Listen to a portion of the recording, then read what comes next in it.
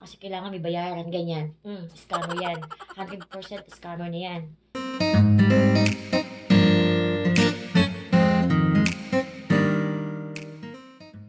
Hello guys! Good evening. Bali kakatapos ko lang maligo. As in, fresh na fresh ang feeling. Kasi ilang araw din akong di nakaligo dahil sobrang lamig na talaga.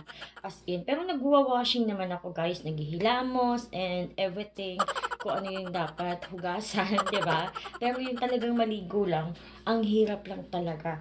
Meron kaming heater, di ba yung shower, malamig, tapos mainit yan. Pero minsan kasi, alam mo, ang hirap itimpla ng tubig doon sa shower. Kaya minsan nakakatamad talaga. Tapos paglabas mo ng bahay, syempre pag sobrang malakas din yung heater sa loob ng bahay, medyo ang init din, 'di ba? So yung heater namin dito sa bahay, yung sakto lang talaga. So pag labas mo ng CR, pagkatapos yung maligo, yung pakiramdam na ang lamig din. Kaya nakakatamad maligo sa totoo lang. And ngayon, magna-night routine muna tayo. Toner. Ito yung toner ko. Medyo matagal pala ako guys na hindi nakapag-vlog kasi inatake na naman ako ng katamaran ko. Oo, inatake na naman ako ng katamaran ko. Tapos ang bilis ng, alam mo, ang bilis ng araw.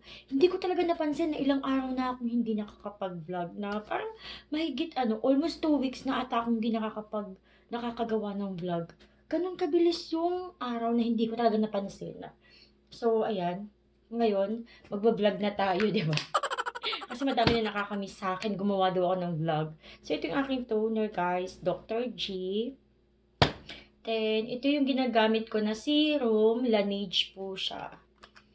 So, ang gusto ko i-share sa inyo, guys, kasi may natatanggap ako mga message ulit, is gusto ko lang i-share kung paano nyo malalaman na scammer yung mga kachat nyo Koreano. Oo, kasi siyempre, madami talagang gustong magkaroon ng boyfriend na Koreano, 'di ba? And hindi naman natin sila masisisi, siyempre. So, ang magagawa ko, ang maitutulong ko is yung bigyan lang sila ng information sa kung okay ba yung mga kachat nila, kung hindi ba sila niloloko, or hindi ba nasasayang yung oras nila sa pakikipag-chat, 'di ba? Tapos nung pala scammer. So, 'yun ang itatopic natin ngayong sa vlog ko na to. So, paano malalaman kung scammer yung inyong mga kachat?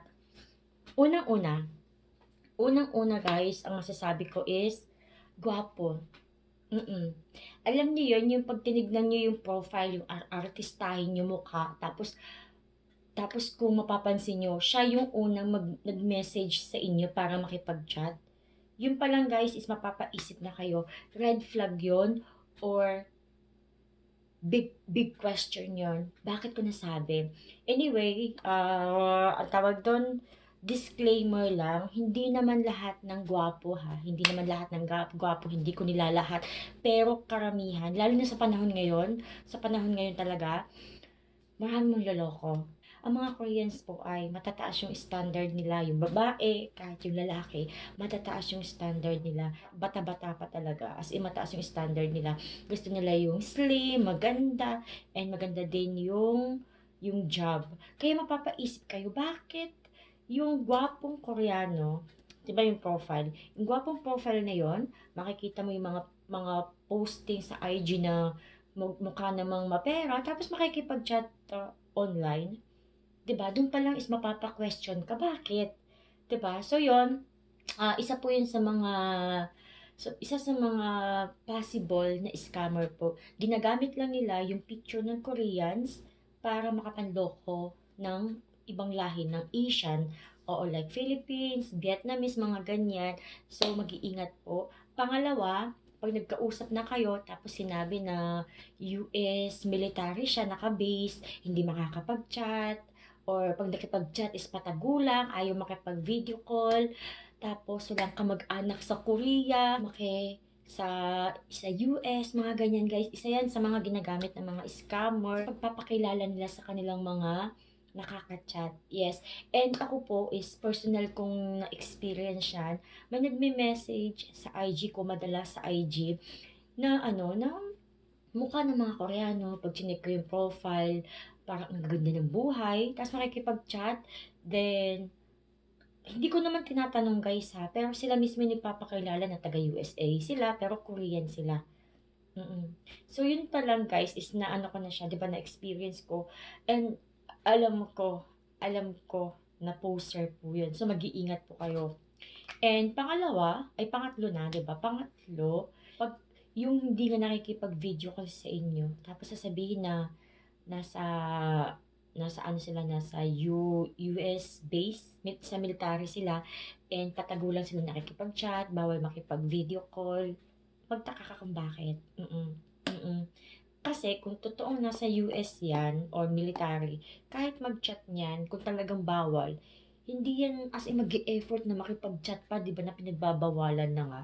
And pang-apat is yung sabihin na walang mga kamag-anak. Wala siyang kamag-anak, walang kamag-anak sa Korea, ay wala siya may pakilala sa'yo.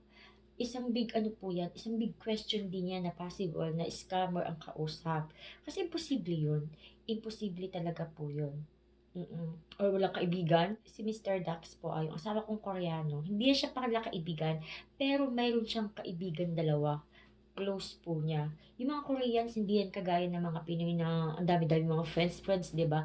Pero tandaan niyo po na hindi pwedeng mawalan ng kaibigan yung isang tao din. Kahit isa, meron yan silang maipapakilala sa inyo na close friend niya.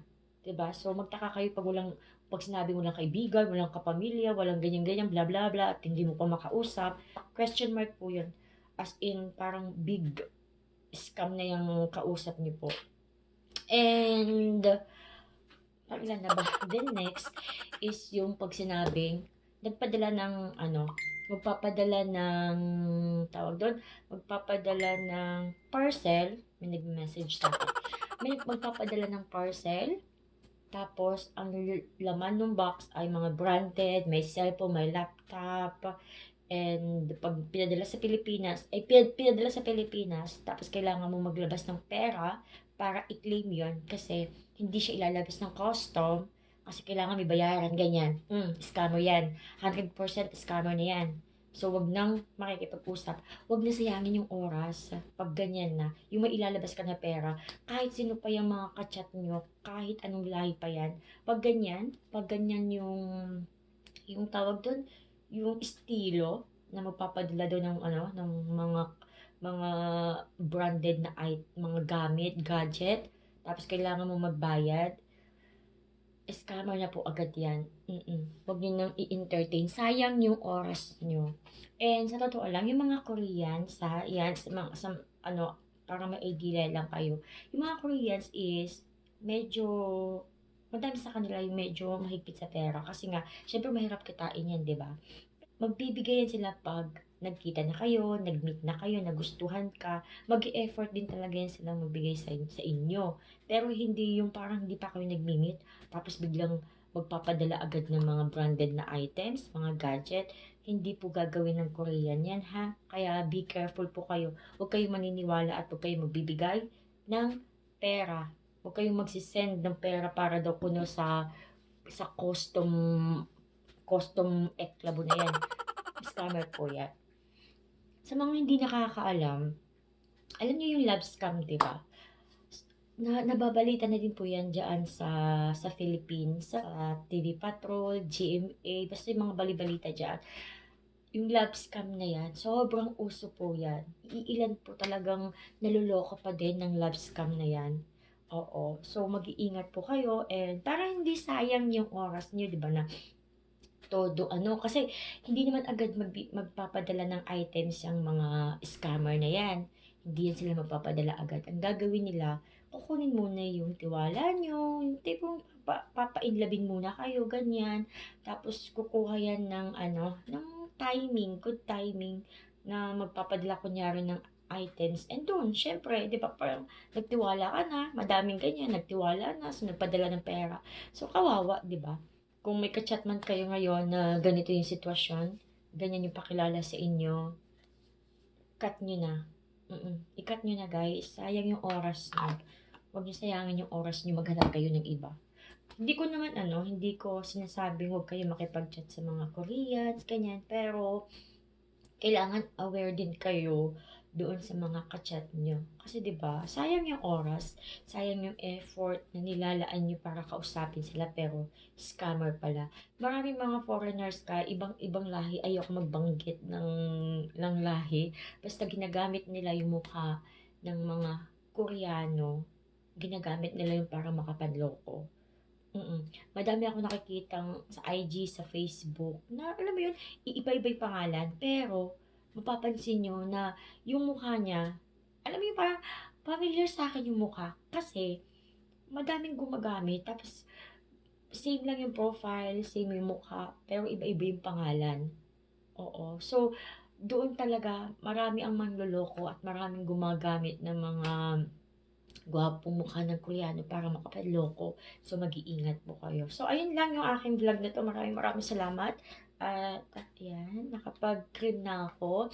Yung cream kong gamit is Dr. Chiden. Favorite ko to kasi pag winter talaga sobrang namu-moisture niya yung skin ko. So, ayun guys, thank you. Mag-iingat po kayong lahat and bye-bye!